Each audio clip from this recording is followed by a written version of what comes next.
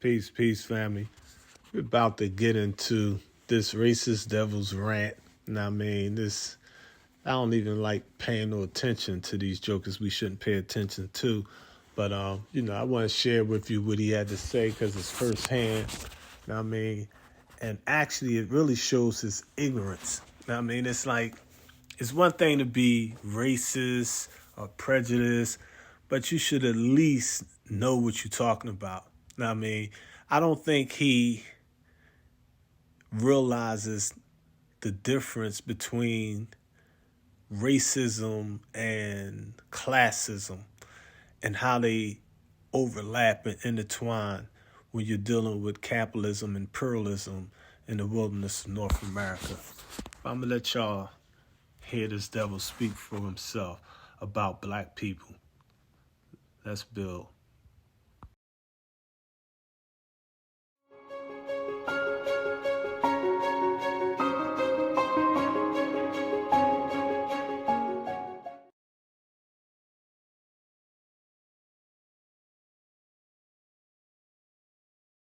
But I have to say, this is the first political poll that ever changed my activities.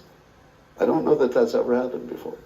Normally you see a poll, you just look at it, you go, whatever.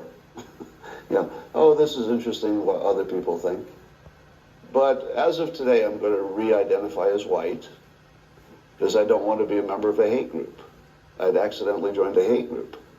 So if nearly half of all blacks are not okay with white people, according to this poll, not according to me, according to this poll, that's a hate group.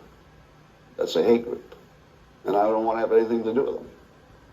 And I would say, based on the current way things are going, the best advice I would give to white people is to get the hell away from black people.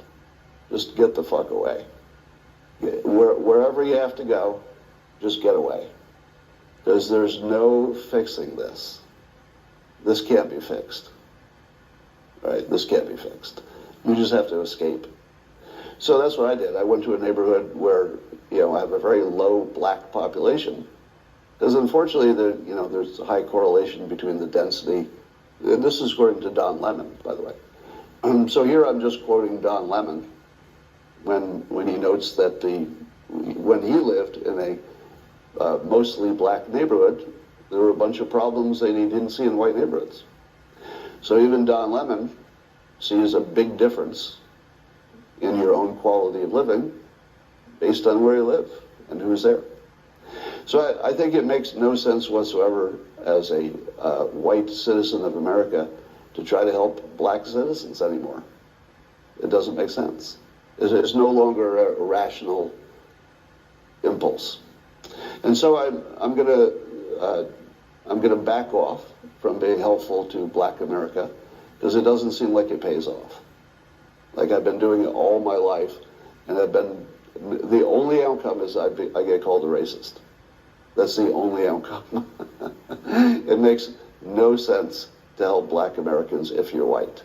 It's over. Don't even think it's worth trying. Totally not trying. Now we should be friendly. Like I'm not saying start a war or do anything bad. Nothing like that.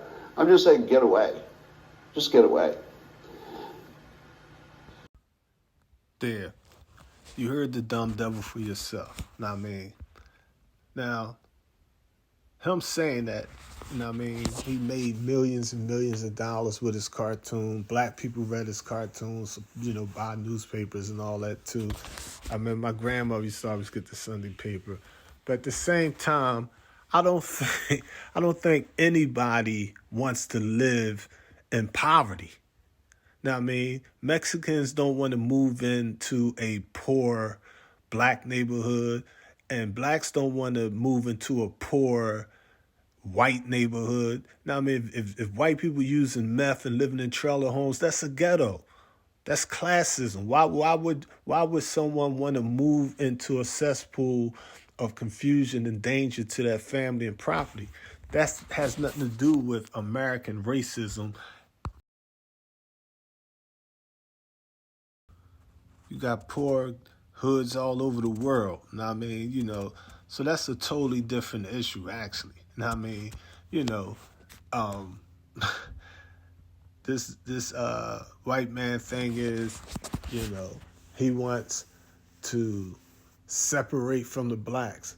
Well, Messenger Elijah Muhammad been asking y'all to give us a couple of these states as reparations so that we can do for ourselves for the longest. I mean, that's the solution right there. You don't have to live next door to me, but the thing about it is, if you do live next door to me and, you know, institutionalized racism is still in effect, that means the banks still control the house. The banks still control the cars.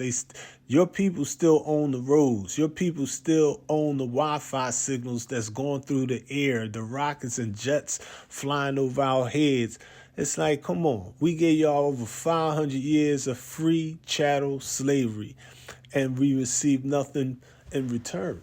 You know what I mean? So we're trying to do for ourselves. We're not trying to integrate, beg people, none of that. You know what I mean? It's like, all right, you know, it's like if the white seagulls want to fly over there and live amongst white seagulls, I have no problem with that if I'm a black crow. But at the same time, don't try to blame the problems on black people that white people created here in the wilderness of North America and all over the entire planet Earth. If you are sincere about all your rants and you truly reflect upon it, you'll see that the problem starts with that white devil in the mirror.